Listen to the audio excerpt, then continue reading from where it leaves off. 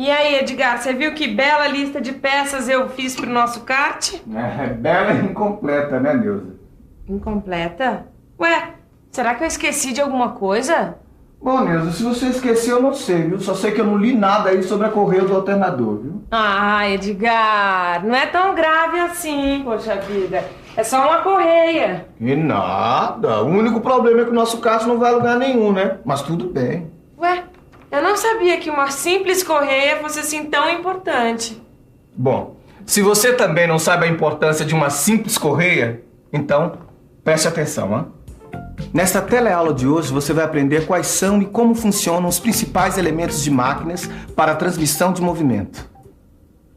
Viu só? A teleaula de hoje está imperdível. Vamos lá?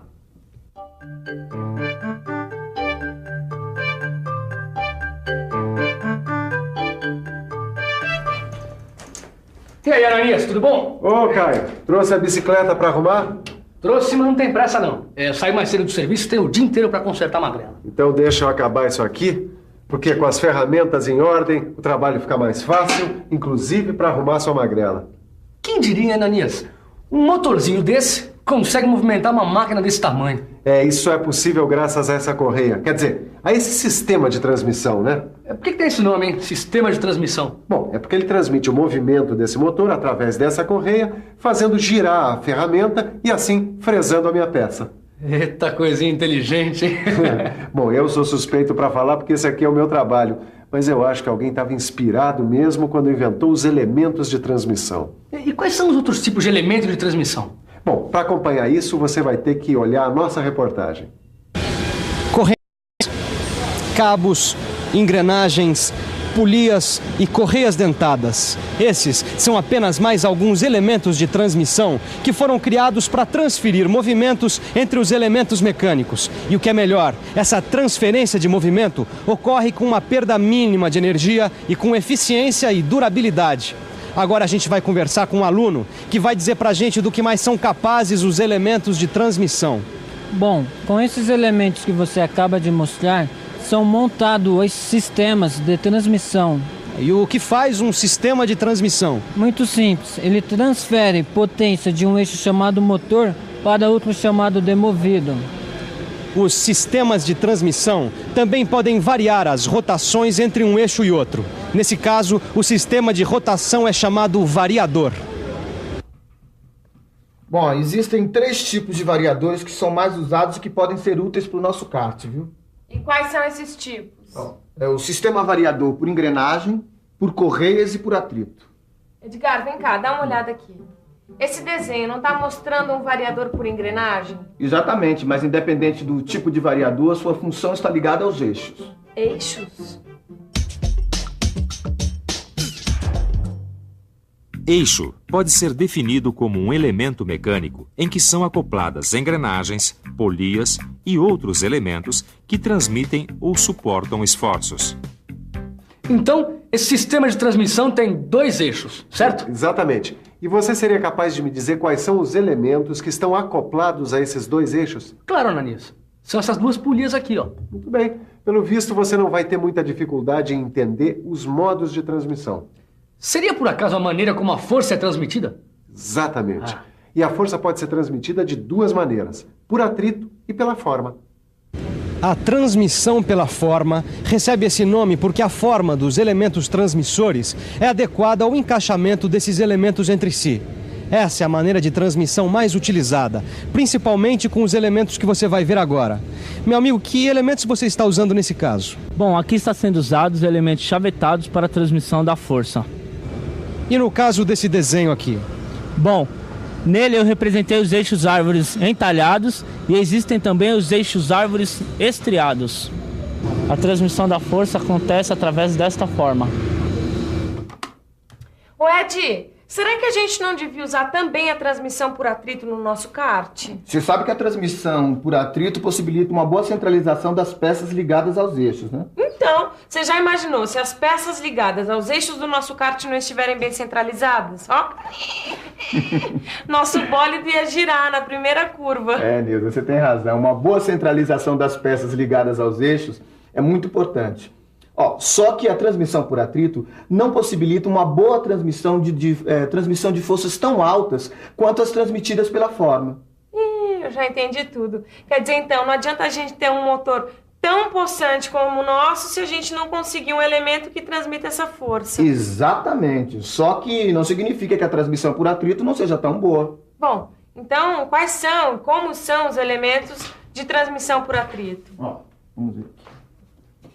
Repare aqui, Neuza. Esses elementos constituem-se de dois anéis cônicos apertados entre si e que atuam ao mesmo tempo sobre o eixo e o cubo. E qual o nome deles? Eles são os elementos anelares. Estas aqui são as chamadas de arruelas estreladas. Elas possibilitam grande rigor de movimento axial, quer dizer, dos eixos, e radial, ou seja, dos raios. As arruelas são apertadas por meio de parafusos que forçam a arruela contra o eixo e o cubo ao mesmo tempo. Ananias, até agora a gente já passou por um bom número de elementos de máquinas de transmissão e eu ainda não sei algumas das características importantes desses elementos. Bom, eu acho que você tem razão, viu? Eu estou precisando fazer uma descrição dos principais elementos de transmissão. É exatamente isso que eu quero. Uma descrição desses elementos tão inteligentes, né? Bom, o eixo a gente já descreveu. A gente pode ver ainda as correias, correntes, engrenagens, rodas de atrito, roscas, cabos de aço. Aliás, aqui mesmo já tem um desses elementos, que é a rosca. E quais são as características das roscas? Bom, roscas são saliências de perfil constante com forma de hélice. As roscas se movimentam de modo uniforme, externa ou internamente, ao redor de uma superfície cilíndrica ou cônica. As saliências são denominadas filetes. Existem roscas de transporte ou movimento que transformam o movimento giratório em movimento longitudinal. É o caso desse motorista aqui, que teve o azar de ter um pneu furado. Ele está transformando o movimento circular da manivela em movimento retilíneo para levantar o carro. E aí, tá difícil? Difícil sempre é, né? Mas seria bem pior sem esse macaco. O macaco é um bom exemplo da utilização das roscas no nosso dia a dia. Normalmente, estas roscas são usadas em máquinas como prensas ou tornos, principalmente quando são frequentes as montagens e desmontagens. Essa rosca aqui, ela transforma o movimento giratório em movimento retilíneo. Já essa outra rosca aqui faz o inverso. Ela transforma o movimento retilíneo em movimento giratório. Mas talvez transformar o movimento retilíneo em movimento giratório ou vice-versa não seja bem o que a gente precisa para o nosso kart, né? Então vamos continuar descrevendo os elementos de transmissão. Boa! Assim a gente também já pode escolher direitinho qual o elemento de transmissão de força que a gente vai usar no nosso bólido. Olha aqui, Um elemento que a gente certamente vai usar muito é a correia, Elas são elementos de máquinas que transmitem movimento de rotação entre eixos por intermédio das polias. E pelo que eu sei, as correias podem ser contínuas ou com emendas. Tem toda a razão, mas independente de serem contínuas ou emendas, as correias são sempre ligadas às polias. As polias são esses elementos aqui, não são? São sim. Elas são cilíndricas e podem ser fabricadas em diversos materiais. Eu acho que no caso do nosso kart, a gente tem que usar uma polia bem leve e resistente. Assim não pesa muito e aí o nosso kart vai ter maior velocidade. Mas Edgar, como é que a gente vai fixar essas polias? Bom, as polias podem ser fixadas por pressão, chaveta ou simplesmente por um parafuso. Agora me ajuda aqui a suspender a bicicleta. Opa! Isso. Ei, bichinho pesado! Enquanto eu conserto a magrela, a gente continua conversando sobre outros tipos de elementos de transmissão de força. Sabe que você me quebrou um galhão arrumando a magrela, viu, Ananias? Eu uso ela todo dia pra trabalhar. Aí faz muito bem, viu? Bicicleta é um tremendo veículo. Não gasta combustível e ainda por cima não polui o ar. Mas o melhor de tudo é que você praticando exercícios com regularidade, você faz um bem enorme para sua saúde. Isso é verdade. Sabe que eu me sinto bem melhor depois de fazer exercícios? Melhor que isso, né? Não custa nada. Olha aqui, ó. Tá vendo aqui? É corrente? Isso. Esse aqui é um exemplo de elemento de transmissão de força. As correntes, em geral, são metálicas, formadas por anéis ou elos. Tá bom, mas só existe um tipo de corrente? Não. Existem vários tipos de correntes, cada uma com uma aplicação específica. Essa aqui é a chamada corrente de elos. Agora, aqui na sua magrela mesmo, você tem outro exemplo de corrente. Já sei. Essa aqui? Exatamente. Essa é a corrente de buchas. Enquanto a gente não consertar essa corrente, você não vai conseguir transmitir força para as rodas. Outro tipo de elemento de transmissão bastante utilizado é a engrenagem. Elas também são conhecidas como rodas dentadas e servem para a transmissão entre eixos. Existem diversos tipos de engrenagens, cada uma para um uso específico. Estas aqui, por exemplo, são as engrenagens cilíndricas de dentes retos. Agora só falta falar de dois tipos de elementos de transmissão: as rodas de atrito e os cabos de aço.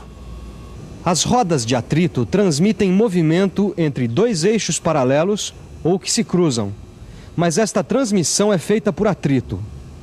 Já os cabos de aço são elementos de máquinas feitos de arame trefilado a frio. Inicialmente, esse arame é enrolado em pernas. Depois, essas pernas são enroladas em espiral em torno de um elemento central, também conhecido como alma ou núcleo. Puxa, depois de todos esses elementos de transmissão de força, eu acho melhor você estudar bastante, fazer uma boa revisão para não esquecer de tudo isso depois. E atenção, se liga aí que é hora da revisão. Na teleaula de hoje, você ficou sabendo o que são os elementos de transmissão. Aprendeu também que a força pode ser transmitida pela forma do elemento ou pelo atrito. Deu. Pronto, Caio. Agora você vai poder voltar a praticar seus exercícios físicos diariamente. E o melhor é que agora eu vou voltar para casa e praticar os exercícios do meu livro. Tchau! Tchau.